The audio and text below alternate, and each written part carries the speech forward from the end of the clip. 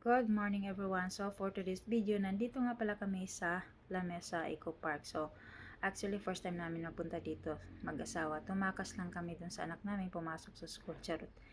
So sa mga gustong magpunta dito, so paki-prepare lang po yung ating QCID dahil kapag mayroon po tayong QCID, libre na po yung entrance dito. So kung wala naman po, mayroon po siyang bayad na 50 pesos per head.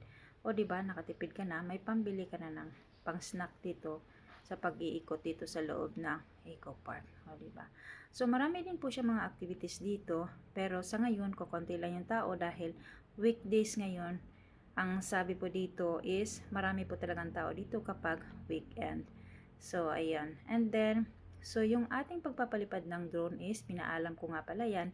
And then allowed naman po magpapalipad basta wag po siyang lumagpas sa puno ng kahoy. And then wag po siyang lumagpas sa or lumabas sa vicinity ng La Mesa Eco Park. Then meron pong mga private property na po sa labas. So ayan, kaya kakonti lang po yung nakuha natin. And then in fairness napaka sarap ng hangin dito. Kinain yung hangin I mean, napakalamig ng hangin at saka tahimik yung lugar dito, napakasarap sa pakiramdam. So